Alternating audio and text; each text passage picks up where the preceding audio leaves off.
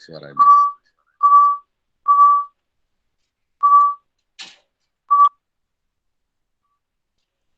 Oke, baik. Terima kasih. Kita akan mulai. Suara saya pelan-pelan saja karena agak sedikit bergema sepertinya.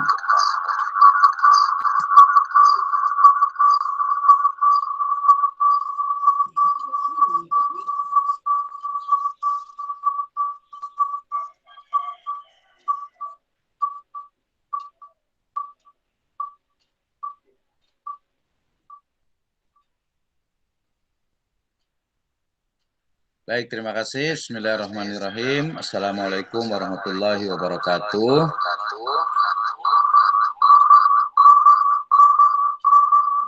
Waalaikumsalam warahmatullahi wabarakatuh. Alhamdulillahirabbil alamin. Wassalatu wassalamu ala asrafil anbiya'i wal mursalin habibana wa nabiyyana Muhammadin sallallahu alaihi wasallam wa ala alihi wa ashabihi wa man tabi'ahum bi ihsanin ila yaumiddin wa ba'd. Qala Allah ta'ala fi kitabihil karim. A'udzu billahi minasyaitonir rajim. Bismillahirrahmanirrahim. Nun wal qalami wa ma yasturun.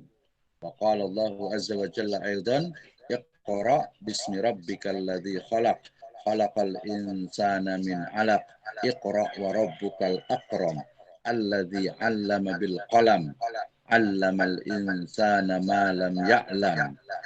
Amma ba'd, wa qala Rasulullah sallallahu alaihi wasallam uktub fawalladzi nafsi biyadihi ma yakhruju minhu illa al-haq atau illa haqqun.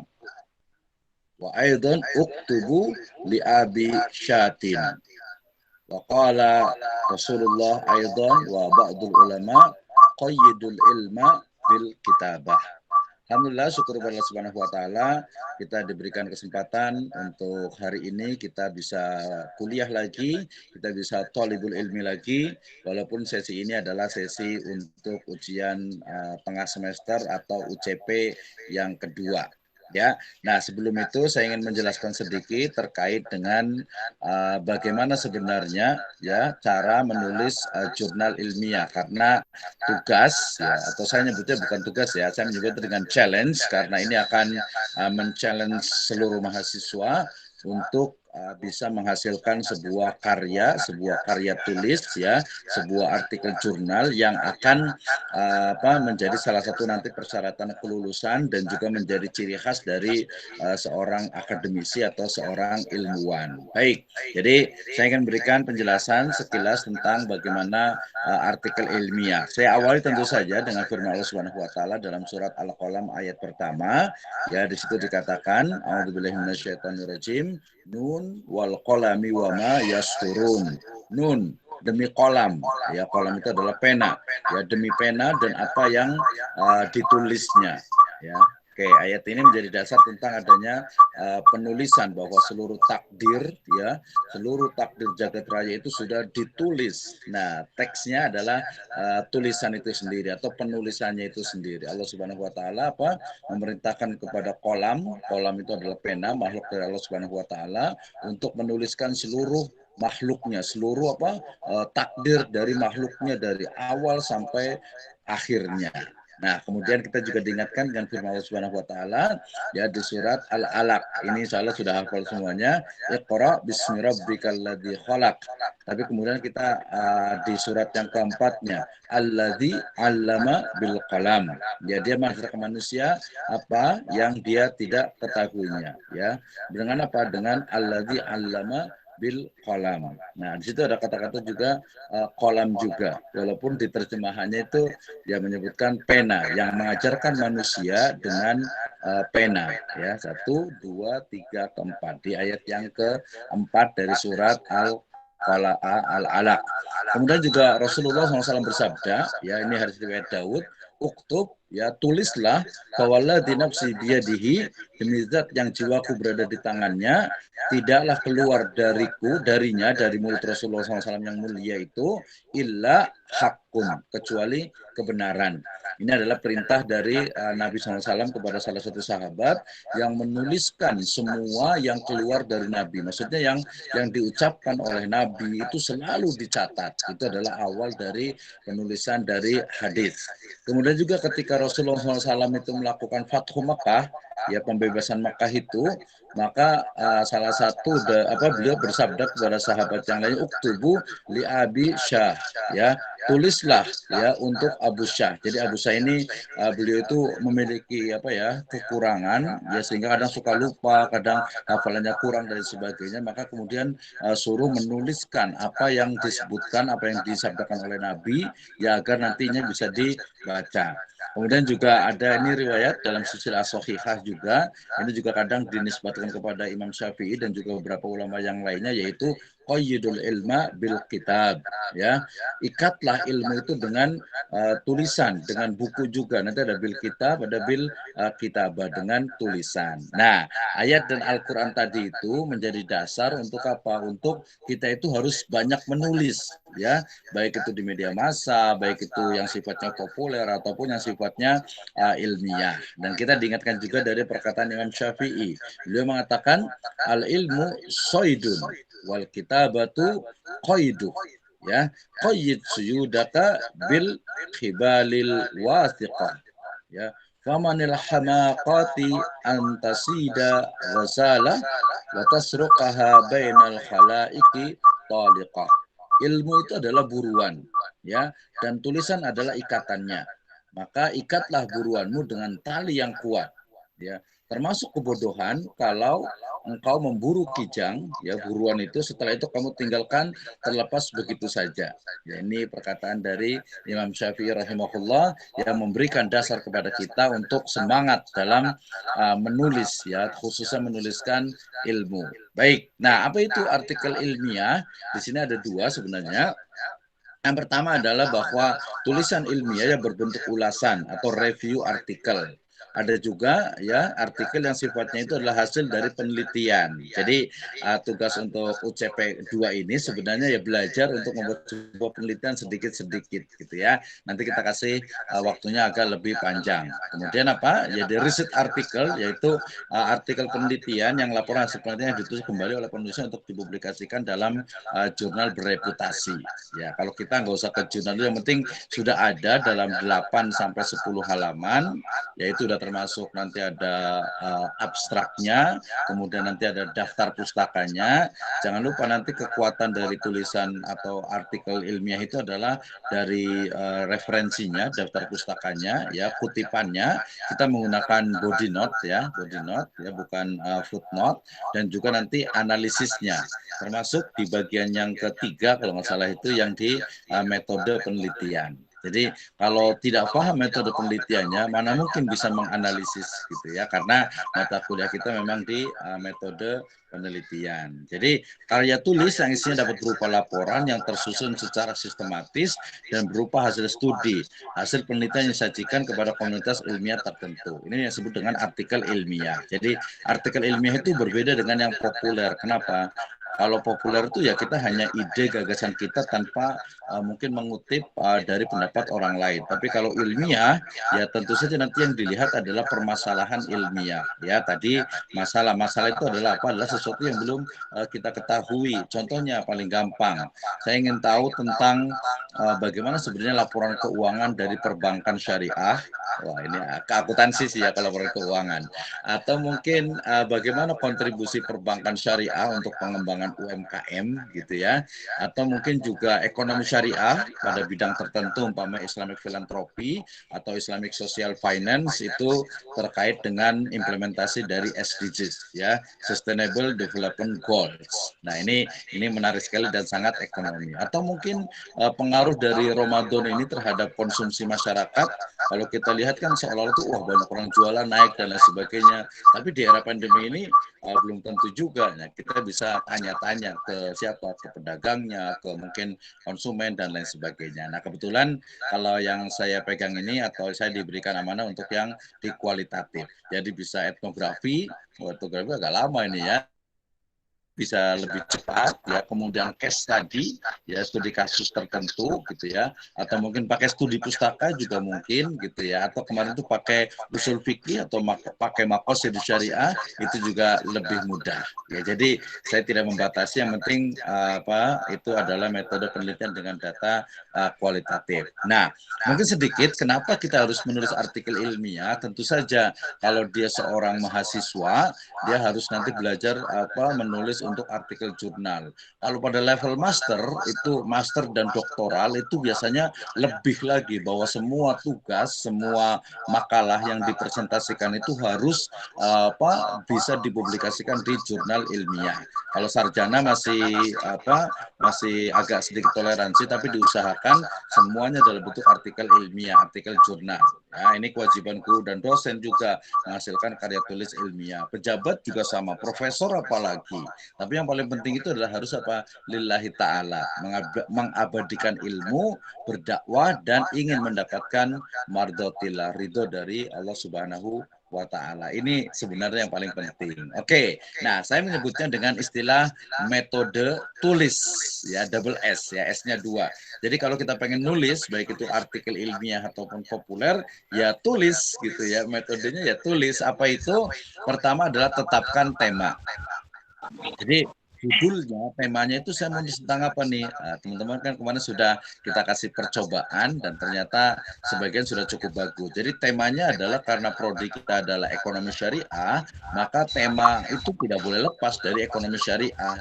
Ya kalau agak sedikit keluar tetap dikaitkan dengan ekonomi syariah, bisa bisnis syariah, bisa manajemen syariah, ya bisa juga ke zakat, infak, sedekah, wakaf gitu ya, atau mungkin bisa ke tourism, itu masih ekonomi. Halal hospital atau halal tourism atau halal lifestyle itu masih ekonomi gitu ya. Umpamanya kalau mau lebaran ini kan orang pada mau beli baju nih gitu ya. Bagaimana perkembangan dari halal fashion nih? Biasanya yang akhwat nih, yang perempuan nih ya, pakai bajunya kayak gitu. Yang tren sekarang, lebaran sekarang trennya apa nih? Wah kayaknya tren lebaran sekarang, kalau dulu-dulu tuh ada baju-baju artis gitu, sekarang bukannya nggak jauh beda kayaknya. Nggak tahu bajunya kayak gimana tuh. Mungkin yang dipakai sama si ini kali ya, di sinetron gitu kali ya. Baik, nah jadi setelah kita tentukan temanya, saya mau tema tentang perbankan, saya mau tema tentang asuransi, saya mau tema tentang digital marketing, saya mau tema tentang ekonomi makro atau mikro, atau mungkin ke tadi pariwisata, traveling, atau mungkin ke waris masih bisa juga, atau mungkin tentang manajemen keuangan keluarga masih bisa juga. Nah berikutnya setelah diungkapkan permasalahannya, temanya ada, kemudian masalahnya apa nih? Cari masalahnya, berarti ya masalahnya adalah fashion syar'i nggak sih gitu ya, atau mungkin bahwa perbankan ini sudah bagus belum sih gitu kan. Nah kemudian juga mungkin asuransi ini ada masalah nggak nih ya, BPJS umpamanya ada masalah nggak nih, atau kemarin kita bicara tentang Fitup ada masalah nggak nih, atau mungkin arisan bergilir ada nggak nih, atau mungkin yang paling sederhana, saya ya sering sekali ya tiap hari itu selalu mendapatkan yang broadcastan itu untuk yang data atau gratis akses internet. Ya saya kemarin penasaran, coba saya satu kali saya klik, kemudian ternyata dia suruh jadi member, kemudian saya lihat dia adminnya itu di Bandung, padahal itu dari Kemendikbud. Wah saya bilang ini nggak mungkin deh kayaknya gitu. Belum lagi yang mengatasnamakan Telkomsel, mengatasnamakan kemarin ada yang dana, kemudian hari jadi ke-60. Saya senyum dalam hati itu. Dana itu atau perusahaan dana, ya sekarang udah ada dana syariah, dia adalah fintech ya, itu nggak mungkin sudah usia yang ke-60. Ya ampun, ini tidak paham sekali dengan pemahaman, tapi orang ya biasanya langsung klik, langsung ikut, mungkin ikut komunitasnya, apalagi lihat di bawahnya itu, saya sudah mendapatkan 45.200 juga, ada lain sebagainya. Nah itu masuk ke ekonomi juga, berarti tingkat literasi dari siapa ya, dari masyarakat itu ternyata masih kurang, terutama literasi ekonomi digitalnya. Oke, Pak ini Abdullah Baik Gilani boleh diinikan dulu, di mute dulu. Oke, lanjut ya. Nah, ini juga berikutnya adalah lanjutkan kutipan teori. Ini penting. Jadi teorinya itu adalah apa? Kalau ngomong usul fikih, etnografi, fenomenologi, teori ini dia dimasukkan ke dalam metode penelitian. Sebenarnya kalau artikel jurnal, artikel itu lebih mudah lagi sebenarnya. Jadi dia hanya menggunakan satu teori pun bisa. Umpamanya dalam usul fikih itu, oke, saya mau menggunakan al-ada muhakkamah saja. Ingat ya, ada kaidah fikih al-ada muhakkamah. Adat, kebiasaan itu bisa menjadi hukum. Contohnya saya pernah membuat tulisan, ada di internet juga, jurnal ya, tentang jual beli ijon pada masyarakat di pedesaan. Saya ngambil di kampung saya di Cilacap sana gitu ya. Nah, saya ingin melihat bagaimana sudah jual beli buah yang ada di pohon itu. Ini biasanya kajiannya apa namanya di fikih muamalah. Tapi dalam perspektif dari teorinya menggunakan kaidah fikihnya al-ada muhakkamah gitu ya, karena memang di masyarakat itu terjadi gitu ya, terjadi di mana umpamanya mangga atau mungkin apa pisang gitu ya, atau mungkin buah-buahan yang lainnya. Kalau mahasiswa S1 ini yang di kota nggak paham kali gitu ya, nggak paham mungkin gitu, tapi ada beberapa masih ada lah di pinggiran Jakarta lah gitu ya. Jadi nah kemudian itu dibeli tapi buahnya itu masih ada di pohon gitu ya, buahnya masih ada di pohon dan masih warna itu masih hijau gitu, kemudian belinya sendiri, ada yang beli langsung, ada juga rata-rata itu adalah borongan atau mungkin padi, atau mungkin kalau di Lampung itu singkong biasanya itu. Jadi dibeli itu ya langsung banyak, kemudian masih di sawah, masih di kebun gitu ya. Belum lagi kalau beli singkong umpamanya, beli singkong ternyata singkongnya itu bukan udah ada, tapi masih ada di kebun dan masih ada di batangnya, masih ada di pohonnya, sehingga nggak kelihatan. Wah, jangan-jangan ini ada unsur horornya. Iya, ada unsur horor gitu, tapi horornya mungkin bisa jadi khafif atau ringan karena sudah berpengalaman dan lain sebagainya. Itu masuk ke jual beli borongan. Nah, itu berarti teorinya oke, saya pakai teori al-ada muhakkamah. Nah, itu nanti masuk ke dalam sesuaikan dengan metode penelitian. Jadi ada analisisnya mendalam dan juga nanti ke penarikan kesimpulan. Jadi ini tema yang kita sukai tentu saja, yang menarik hati kita, yang memang kita suka dengan itu dan kita ingin tahu. Dekat, tema yang dekat dengan kita. Umpamanya mungkin ada yang saudaranya atau orang tuanya atau mungkin tetangganya yang buka warung, kita bisa riset di situ sebenarnya, di warung itu. Jadi dari mulai karakter pembelinya, kemudian pola-pola interaksi antara penjual dengan pembeli di warung itu, atau mungkin juga akad yang digunakan, mereka pakai akad apa sih? Oh, dia pakai akad mu'attoh atau baik mu'attoh, ya itu yaitu jual beli yang tidak dilafatkan. Pak mau beli roti nih ya, 2 bungkus, berapa harganya? Umpamanya 10.000, nih uangnya 10.000 saya kasih, kemudian saya terima rotinya, kan nggak pakai akad. Nah ya, itu namanya baik mu'attoh. Oke. Nah jadi ingin tapi tadi ada dua ya, ada yang kita karena cinta suka, ada juga yang memang dekat, atau mungkin ada tipe manusia orang-orang yang suka menantang, tantangan. Wah ini walaupun saya nggak tahu, walaupun ini agak susah, tapi ini kalau buat saya itu challenging, ya menantang, sehingga nggak apa-apa saya buat ini, ya nggak masalah. Oke. Nah, ungkapan masalah, tadi saya bicara tentang masalah, yaitu ada social problem, ada academic problem. Nah, kita awalnya mungkin bisa jadi social problem, tapi kemudian nanti menjadi academic problem, yaitu permasalahan akademik yang memerlukan metode ilmiah. Perlu teori untuk melihatnya. Ya, kalau jawaban sosial sederhana kan, ya sudah gampang saja. Umpamanya, kita ngelihat banjir, kemudian kita lihat umpamanya di TV itu ada jembatan itu yang roboh kena air gitu ya. Nah, kemudian masalahnya apa? Masalahnya adalah jembatan roboh. Kemudian jembatan roboh, kemudian kena air. Jadi cari jawabannya gimana? Ya udah, berarti memang banjirnya terlalu besar gitu ya. Oke. Tapi kemudian kalau bisa di akademik, kemauan berarti di bagian apa teknik bangunan gitu ya. Teknik bangunan. Oh, ternyata memang ininya kurang kuat nih untuk menahan beban sekian.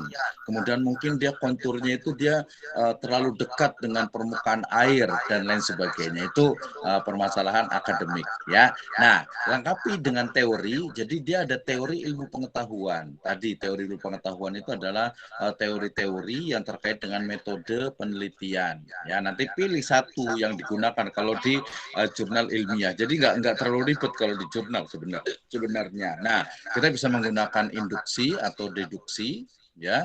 Kemudian juga sesuaikan dengan metode penelitiannya, apakah kuantitatif, mixed method atau kualitatif. Nah, kita fokus di kualitatif saja karena artikel itu kan gampang. Jadi intinya tulisannya itu bukan tulisan ilmiah, tapi ada pisaunya di dalamnya itu. Pisaunya itu adalah teorinya, ya. Ada statistik kita nggak pakai, ANP, SWOT bisa gitu ya. Dia pakai analisis SWOT juga boleh, pakai fenomenologi, pakai etnografi, atau pakai yang paling gampang biasanya triangulasi. Tapi ini kalau di tugas ini kayaknya terlalu agak-agak susah ya, agak lama kayaknya. Saya tidak rekomendasi untuk tugas sekarang ini menggunakan triangulasi karena tidak efektif. Oke, jadi ini susunan artikelnya. Yang kemarin masih ingat ya. Jadi pertama adalah abstrak. Ya, abstrak itu yang pertama saja ada nama lah ya, ada nama, kemudian prodi gitu ya, mahasiswa, program studi, ekonomi syariah ya, Universitas Pembangunan Negeri Veteran Jakarta, nah, gitu ya, UPNPJ gitu. Nah, itu baru nanti ada emailnya, biasanya baru ada abstrak. Abstrak itu adalah ringkasan dari tulisan kita. Jadi minimal itu cuma 3 paragraf saja, dan satu paragraf pertama itu paling cuma 3 sampai 5 baris, itu adalah latarnya ya, kemudian latar dengan permasalahannya, kemudian di paragraf kedua adalah metode atau teori yang digunakan, kemudian di paragraf yang ketiga itu paling juga 3 sampai 5 baris, 5 baris bukan 5 halaman ya, 5 baris, ini abstrak. Jadi di paragraf ketiga itu 3 sampai 5 baris itu adalah this research shown that gitu ya. Jadi penelitian itu atau kesimpulan dari penelitian ini atau kesimpulan dari artikel ini adalah ini. Dah, selesai ya. Nah, ini agak sedikit berbeda kemarin. Ini karena ini sifatnya ilmiah. Jadi pertama tadi nama, kemudian institusi ya, kemudian abstrak, kemudian latar belakang. Latar belakang ini cuma 2 atau 3 halaman gitu ya. Kerangka teori ini kita hilangkan, nggak usah. Ini dia langsung masuk ke pertanyaan penelitian. Jadi masalahnya itu seperti apa. Kemudian masuk ke metode penelitian. Jadi A adalah latar belakang, ya, B adalah permasalahan, ya, C adalah metode penelitian, kemudian D adalah pembahasan. Ya, kalau udah pembahasan otomatis yang E-nya itu adalah kesimpulan. Kesimpulan dia merujuk kepada pertanyaan. Kalau umpamanya pertanyaan itu cuma satu, ya udah kesimpulannya satu saja. Ya, nah, kalau pertanyaannya 2 berarti ininya 2. Tapi kalau di jurnal biasanya satu saja, dan nggak usah ditulis satu adalah ini, nggak usah. Bahkan makanya kadang masalah penelitian, pertanyaan penelitian di sini, rumusan masalah ini biasanya kalau di jurnal itu dia langsung masuk ke latar belakang. Artinya di paragraf akhir di latar belakang. Jadi A adalah ini, B adalah langsung ke metode penelitian. Oke, baru ke pembahasan, analisis, dan kesimpulan. Itu sama persis yang saya tulis di instruksi perkuliahan dan juga di pertanyaan atau di lembar pertanyaan UTS ini. Ya, seperti itu. Oke, nah dari situ udah pas jam 11, bahkan lebih 3 menit nih ya, 3 menit. Saya berikan kesempatan 15 menit untuk yang bertanya, yang program S1 ini dulu. Atau kalau yang sudah yakin, yang sudah bisa, saya udah bisa lah, nggak usah nanya lagi. Maka boleh langsung live, tapi saya print screen dulu sebentar ya. Baru nanti kemudian boleh live dan langsung bisa mengerjakan. Nah, seperti saya tuliskan juga di pertanyaan UTS itu, bahwa ini adalah UTS gitu ya. Jadi silakan menuliskannya, menjawabnya. Pertama penilaiannya adalah dari sisi yang pertama sekali tentu saja konten ya, isi dari artikel itu ya, artikel itu. Tapi penyerahan penyerahan untuk jawabannya itu adalah lebih cepat, itu masuk ke dalam kedisiplinan. tapi secepat-cepatnya juga setelah jam 1. Nggak mungkin jam 12, wah yang kemarin aja lah saya kirim, wah, nanti nilainya kurang, pengen cepet tapi kontennya tidak bagus, tidak seperti itu. Nah, terkait dengan waktunya, dari mulai jam 13 boleh mengirim ya sampai saya rasa 24 jam itu selesai. Ya, 24 jam, sehingga kemudian besok hari Kamis sebelum jam 12.00 itu bisa dikirim ke saya. Nah, itu ya. Jadi untuk waktu penyerahannya. Oke, saya udah print screen. Jadi mahasiswa yang sudah paham, saya sudah bolehkan untuk untuk live, untuk keluar, bukan mengusir ya, silakan. Tapi kalau ada yang mau ditanyakan, silakan bertanya. Mungkin waktunya bisa saya panjangkan kalau bertanya karena sudah tidak terikat lagi dengan perkuliahan. Jadi silakan yang sudah paham boleh live, yang belum boleh bertanya. Saya layani sampai jam 11.30, berarti 25 menit ke depan. Oke, tafadholu, saya persilahkan untuk bertanya atau yang nggak paham atau mungkin bingung dan sebagainya. Silakan.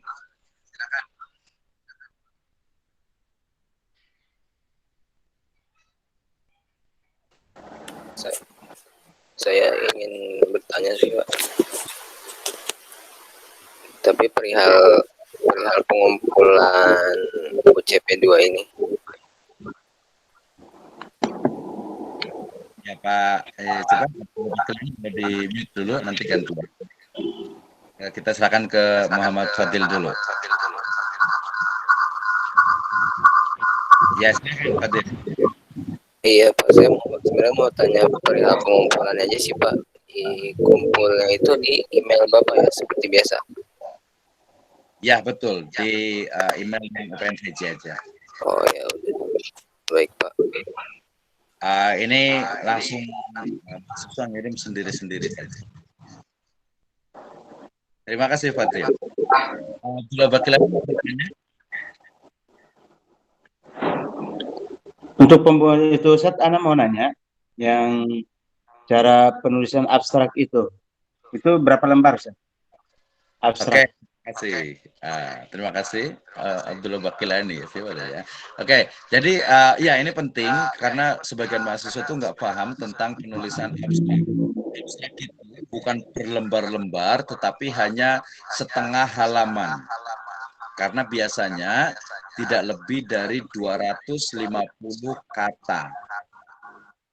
Ya, 250 kata. Jadi kalau dihitung tadi 3, paling hanya 10 baris. Ya.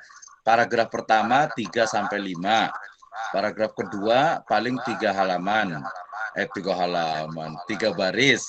Paragraf pertama seorang lagi, paragraf pertama itu hanya 3 sampai 5 baris. Paragraf kedua isinya metode penelitian ya hanya 3 baris. Paragraf ketiga adalah hasil dari penelitian, itu 3 sampai 5 baris. Jadi kalau hitunglah 5, 3, 5 berarti hanya 13 baris. Cukup. Ya, dan di akhir abstrak itu biasa ditulis keyword atau kata kunci. Kata kunci itu adalah kata kunci, kata-kata yang memang menjadi kekhasan dalam penelitian kita, yang menjadi karakter kuat dari penelitian kita. Contohnya, umpamanya reseller by dropship pada e-commerce dalam tinjauan usul fikih umpamanya. Ya, maka keywordnya itu adalah reseller by dropship. 1. Koma ya. Berikutnya adalah e-commerce. Kemudian yang ketiga adalah usul fikih atau mungkin nanti kaidah fikihnya. Udah ya. Paling banyak itu 5 untuk keyword. Jadi dalam membuat abstrak itu hanya setengah halaman ya, antara 250 kata ya, atau tadi antara 9 sampai 15 baris. Dan itu biasanya abstrak itu dia spasinya itu 1. ya, spasinya 1, kemudian kadang ada yang dibuat italik, miring, dan juga kadang tidak. Jadi dia lebih rapat. Nanti kalau nggak paham, teman-teman semuanya boleh lihat di yang Moraref or ID itu contoh-contoh jurnal. Ya, sebenarnya gampang sekali, ya, gampang sekali, mudah sekali. Cuman kadang dalam menulis skripsi ataupun tesis, ya ini sering sekali terjadi karena nggak paham apa itu abstrak. Abstrak itu ya ringkasan, simpulan dari seluruh tulisan ilmiah kita. Kalau kita menulis skripsi atau tesis berarti latarnya seperti apa, cukup 3 atau 5 baris, kemudian rumusan masalahnya bisa nempel di belakang baris itu, di latar belakang itu, ya maka bisa 5 baris. Nah, kemudian di paragraf kedua, metode penelitian. Ya, metode penelitian yang digunakan dalam artikel ini adalah data kualitatif. Analisis menggunakan pendekatan umpamanya kaidah fikih, yaitu al-masyaqqah tajlibut taisir. Nah, kemudian data diperoleh melalui interview, wawancara, kemudian juga studi dokumen dan observasi. Nah, penarikan kesimpulan dilakukan melalui triangulasi atau melalui analisis tadi kaidah fikih yang digunakan. Sudah. Itu paragraf kedua tentang metode penelitian. Ya. Kemudian di paragraf yang ketiganya adalah kesimpulan atau temuan data, ya, atau penelitian ini menghasilkan satu kesimpulan bahwasanya ya reseller by dropship ya pada beberapa bagian itu sudah sesuai dengan aturan ekonomi syariah. Ya, tetapi di sisi lain masih ada mengandung unsur gharar atau ketidakpastian dalam bidang atau dari sisi kualitas, kemudian juga kuantitas, ya, dan juga waktu penyerahan barang, ya, sehingga kemudian ya hal ini perlu disikapi. Ya, para ulama mengatakan bahwa akad gharar yang itu adalah berat, ya, itu termasuk kebohongan. Ya, demikian juga nanti ketika dia menjual barang yang tidak sesuai dengan yang ditawarkan. Jadi di fotonya itu bagus, ya, foto tas umpamanya saya kemarin ceritakan, di foto di e-commerce itu tasnya itu bagus sekali gitu ya fotonya, tapi ketika sampai ternyata aduh beda sekali. Ya, jam tangan umpamanya fotonya itu memang yang original yang bagus, tapi ketika beli ya ternyata tidak bagus sekali. Ya, walaupun nanti orang akan tahu ya nama juga harga juga segitu Pak, ya wajar lah gitu. Ya oke, harga segitu, tapi ya jangan dicantumkan itu barang yang bukan dijual gitu ya. Jadi jangan sampai nanti barangnya ini kemudian yang dijual fotonya ini itu nanti termasuk bisa jadi tadlis atau bisa jadi curang atau al-ghiz. Nah, teman-teman insya Allah sudah belajar, udah selesai, tinggal bawahnya itu keyword. Oke, terima kasih untuk Abdullah Bakilani. Jadi nanti belajar membuat abstrak. Abstrak itu kadang bisa di depan, kalau di proposal itu kadang pakai juga, tapi tidak begitu lazim. Ya, kebanyakan itu abstrak itu ya setelah penelitian selesai, setelah penulisan itu selesai, baru dikumpulkan. Ya, dikumpulkan. Jadi diringkas menjadi tadi 10 sampai 15 baris. Jadi hanya setengah halaman, ya, setengah halaman. Bahkan setengah muka surat kalau orang fisik. Setengah bukan setengah muka.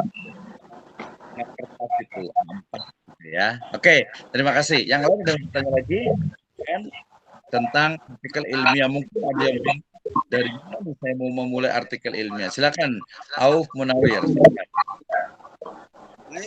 Mau tanya ini kayak abstrak, kalau latar belakang penulisan itu berarti latar belakang masalah itu nggak begitu banyak juga Pak Ustadz. Oke, terima kasih. Aduh, Bu Dewi Sartika baru masuk, saya suruh masuk lah, nggak apa-apa. Silakan Ibu Dewi Sartika masuk. Ini kita juga nanti ada rekamannya di YouTube saya. Nah, pertanyaan tadi dari Auf Munawir ya tentang tadi kalau abstrak itu kan cuman 10 sampai 5 baris gitu ya. Nanti kalau di artikel jurnal lihat gaya selingkungnya ya, lihat apa panduan dari masing-masing jurnal karena berbeda. Tapi kurang lebihnya sama. Pokoknya semakin sedikit semakin bagus gitu ya. Jadi 10 baris itu sudah cukup gitu ya. Nah, terus kalau umpamanya abstrak itu apa cuman 10 sampai 15 baris, latar belakang berarti bisa lebih ringkas juga dong gitu ya. Nah, sebenarnya dalam penulisan latar belakang itu kan kita menyajikan data, kemudian fakta, kemudian kontroversi, ya kemudian sekilas teori yang digunakan sampai mengidentifikasi adanya masalah. Nah, itu nanti makanya di akhir itu adalah rumusan masalah. Sehingga sebenarnya halaman itu tidak terlalu penting kalau menurut saya. Dalam artian itu tidak perlu ditarget. Nanti tak paling pertimbangannya adalah anatomi dari artikel jurnal. Maksud anatomi itu adalah oke, jadi kalau kita apa ya, kalau kita bayangkan itu kalau anatomi jurnal itu seperti tubuh manusia. Ya, mungkin biar gampang kita kayak siapa ya, Upin Ipin. Upin Ipin gitu ya. Upin Ipin yang kelihatan pertama itu apa? Rambutnya. Rambutnya cuma dikit tuh. Nah, rambut Upin Ipin itu adalah abstraknya. Nah, kemudian latar itu adalah kepalanya. Jadi pasti lebih besar, lebih banyak gitu ya. Nah, pembahasan itu ya badannya sampai ke pinggang gitu ya. Sampai mungkin sampai ke kaki juga ya. Kesimpulannya ya telapak kakinya itu kesimpulannya. Jadi seperti itu. Jadi apa namanya latar belakang. Yang penting datanya kita sudah sampaikan, kemudian juga faktanya kita sampaikan. Ada kontroversi di sana, ada perbedaan pendapat, ada permasalahan yang belum diketahui, identifikasi sudah. Tapi kalau mau sedikit pengen detail juga bahwa latar belakang dalam penulisan artikel ilmiah ya minimal banget itu ya 2 halaman, bukan 2 lembar ya, 2 halaman ya, minimal sekali 2 halaman ya, rata-rata itu 3 rata-rata itu 3 sampai 4. Kalau 5 udah kebanyakan juga ya, jadi 3 karena nanti kalau tugas kita nih yang di ini kan membuat artikel jurnal itu 10 karena tadi saya pengalaman saya nulis cuma 6 halaman itu bisa masuk ke Scopus. Ya, jadi 10 lah. Nulis 10 halaman. Oke, 10 halaman kita akan bagi. Abstrak tadi setengah. Ya, dengan judul berarti setengah. Atau kalau kita mau hitung nama, kemudian institusi, kemudian abstrak itu 1 halaman. Oh, udah 1 tuh, ya. Di halaman berikutnya adalah latar belakang. Berarti 2 saja. Latar belakang itu hanya 2 halaman. Kemudian permasalahan, ya rumusan masalah itu bisa setengah halaman, ya bahkan bisa nempel masih bisa 2. Atau kita buat berarti rumus latar belakang dengan rumusan masalah itu jadi 3 halaman, sudah 4 lagi. Metode penelitian itu bisa 1 halaman. 1 halaman bisa, yaitu berarti sudah 7 halaman. Kan? Nah, tinggal 3 lagi, ya 2,5-nya itu pembahasan. Ya 2,5-nya pembahasan atau 2 halaman itu pembahasan, berarti sama tuh. Pembahasan dengan latar itu sama. Cukup lah gitu ya. Kalau bisa sebenarnya pembahasannya bisa lebih, yaitu bisa 3 halaman. Kemudian penutup kesimpulan itu nggak usah ditulis kesimpulan itu ya cuman paling 5 baris gitu ya. Kemudian daftar pustaka. Daftar pustaka kita juga nggak ngelihat daftar pustakanya banyak nih, nilainya besar. Tidak, bukan seperti itu. Tetapi daftar pustaka harus ada di body text artikel.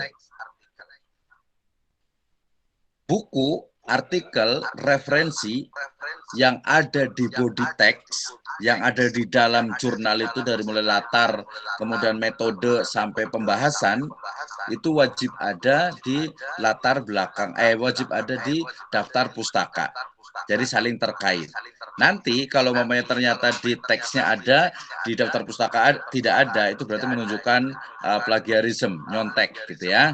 Atau di daftar pustaka ada, tapi tidak digunakan di di body teksnya, itu juga ini biar banyak-banyak. Ingat salah satu dari pedoman atau juga bisa dikatakan slogan UPNVJ di terakhir di soalnya itu adalah mencontek adalah perbuatan korupsi. Saya kasih warna merah tuh. Ya, mencontek adalah bagian atau perbuatan korupsi. Atau mencontek adalah korupsi.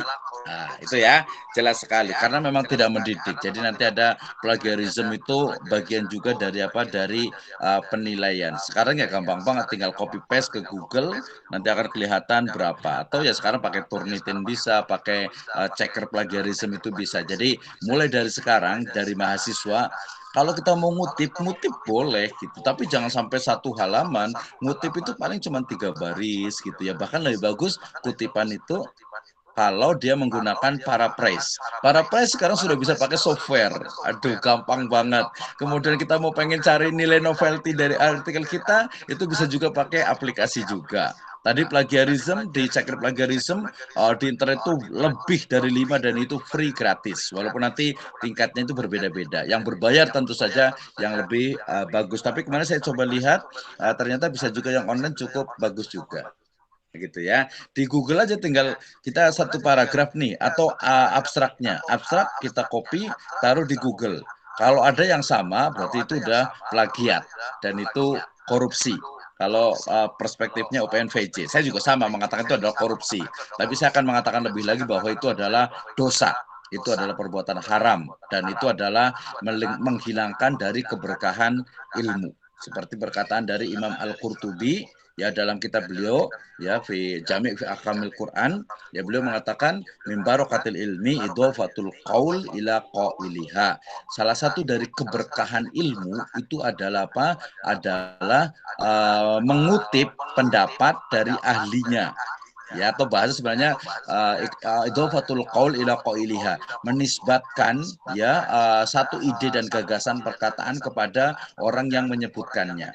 Jadi kalau saya umpamanya mengutip dari siapa nih? Alifia 2020 ya, maka saya bisa kutipannya itu bisa begini.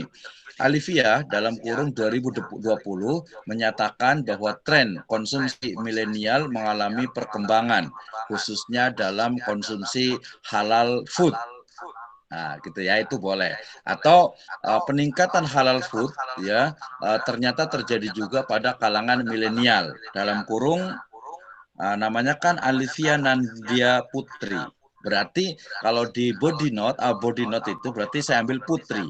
Saya ulang lagi, berarti peningkatan konsumsi halal food ternyata juga terjadi pada level milenial. Dalam kurung Putri, 2020. Nah, dah. Ya kalau mau pakai halaman lagi ×2, halamannya boleh juga. Nanti kalau interview berarti hanya interviewnya saja. Kalau jurnal ya sebutkan tahunnya saja. Nanti di belakang baru ada penulisan jurnal. Nah, teman-teman yang belum paham tentang tulisan daftar pustaka, nanti lihat lagi di e-learning UPNVJ, itu saya uploadkan untuk pedoman tesis di INAIS Bogor. Jadi di pedoman itu ada bagaimana cara menulis daftar pustaka. Karena nanti itu juga merupakan bagian dari penilaian juga. Ya, Munawir juga sama nih. Jadi dari sekarang nih menulis untuk artikel jurnal dan dibiasakan memang kata-kata dalam bahasa Indonesianya ya dulu ejaan yang disempurnakan sekarang menjadi pedoman ejaan baku Indonesia gitu, itu harus biasa. Apalagi yang nanti mau jadi dosen gitu ya. Nah, balik lagi ke tadi ke penulisan ilmiah, maka harus jujur, tidak boleh ada kebohongan. Seorang ilmuwan boleh salah tapi tidak boleh bohong. Gitu ya. Nah, ini penting sekali dipegang. Baik, terima kasih pertanyaannya. Jadi latar belakang tergantung kepada permasalahan yang kita identifikasi. Tapi kalau untuk artikel ya 2 sampai 3 halaman. Terima kasih. Yang berikutnya silakan yang mau bertanya.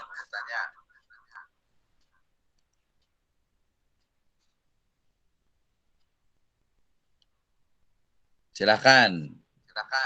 Tentang ujian mungkin, tentang soalnya, atau kalau sudah paham semuanya, ya sudah, nanti jam 11.30 dalam 7 menit ke depan kita tutup. Silakan. Ada yang mau bertanya? Untuk UCP ini? UCP 2 kita ya. Nanti setelah ini nanti Bu Dr. Yeti yang mengajar untuk metode penelitian kuantitatif. Saya pindah ke kelas A gantian. Sekarang Pak Ustadz, Silakan. mau nanya kiat-kiatnya Pak Ustadz. Apa itu? Kiat untuk supaya kita bisa menuangkan ilmu kita dalam bentuk tulisan gitu Pak Ustadz. Saya kan sukanya menghafal nih tapi nggak bisa nulis Pak Ustadz.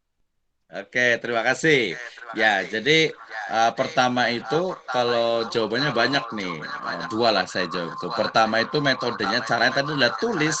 Jadi tulis, dan tulis. Nah, di balik proses tulis, dan tulis itu ada proses pembiasaan. Ini yang paling penting.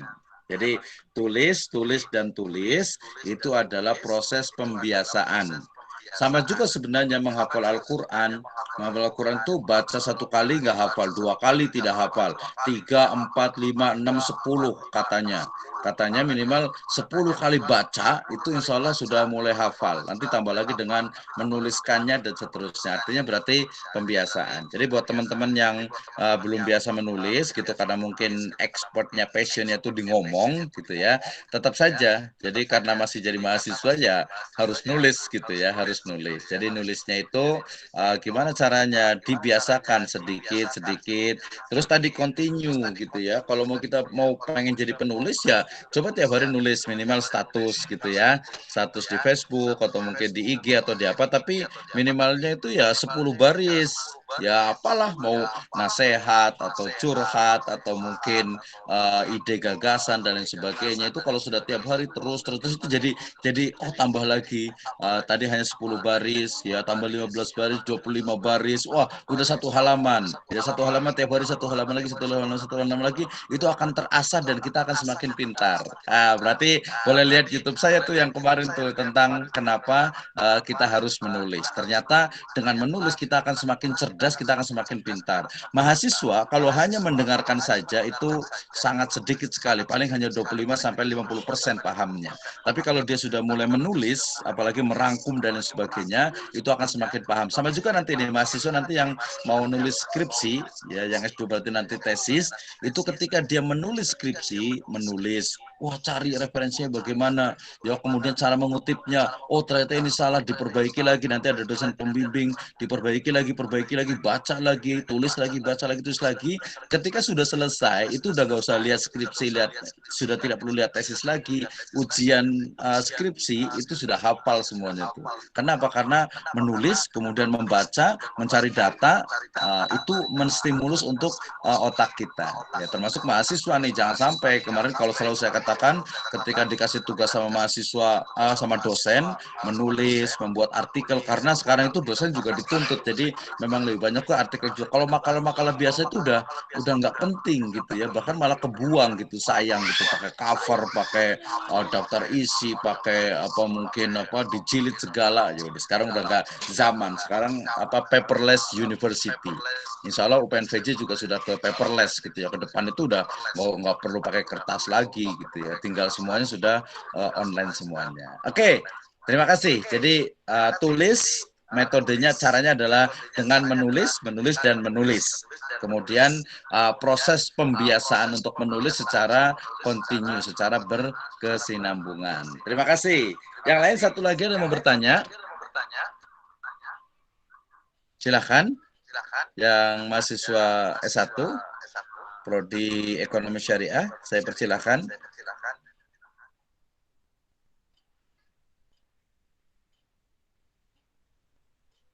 Kalau tidak ada, saya hitung sampai 10, kelamaan ya. Saya tunggu sampai di lab 2 menit lagi deh. 2 menit lagi. Jadi nanti teman-teman semuanya, mahasiswa, apalagi dosen gitu, yang pengen jadi dosen harus belajar menulis. Nah, Pak Auf Munawir berarti bisa nulis tuh. Ada teman itu yang kelas menulis online saya itu, murid kelas menulis online itu, dia menulis tentang metode cepat menghafal Al-Quran. Katanya 3 jam ya. Kemudian kemarin ada teman juga ke rumah, dia mau bikin, dia beli buku ya, belajar membaca Al-Quran 4 jam. 4 jam, 4 pertemuan bisa baca Al-Quran. Saya cari lagi di internet, ternyata ada yang 24 jam, ada yang 8 jam, ada yang 3 jam, ada yang 1,5 jam, ada terakhir itu 1 jam bisa membaca Al-Quran dengan metode mereka sendiri. Nah, kalau bisa menghafal, kalau Ustadz Herwibowo itu bikin buku atau metode ya. Jadi menghafal Al-Quran semudah tersenyum gitu ya. Kan ini murah senyum nih, jadi jadi menghafal Al-Quran murah senyum itu sangat mungkin sekali. Jadi coba tulis saja pengalaman pribadi. Oh, ternyata ketika saya mengajarkan menghafal Al-Quran itu ini ternyata metodenya. Saya ke beberapa pesantren juga sempat interview juga. Itu bisa jadi referensi juga. Oke, terima kasih. Sudah 30 sepertinya ini dari Alivia. Iya Pak, sama-sama Pak. Yang tadi itu ya, jam 10.31. Oke, terima kasih untuk semuanya. Insya Allah kita akan lanjutkan di pertemuan yang akan datang. Mudah-mudahan kita bisa bertemu lagi. Dan jazakumullah khairan untuk semuanya. Nanti kalau yang tidak paham terkait dengan penulisan ilmiah, nanti di YouTube saya juga sangat banyak sekali. Nanti kalau yang tidak paham kita akan buat lagi. Kita juga akan buat training atau mungkin webinar yang gratis juga untuk menulis ya. Nanti bisa hubungi nanti kami di Pasca Sarjana INES Bogor, dan juga nanti mungkin saya akan informasikan juga melalui WA juga. Baik, tidak ada yang nanya lagi ya, yakin ya? Oke, terima kasih banyak. Jazakumullahu khairan. Kita tutup dengan hamdalah.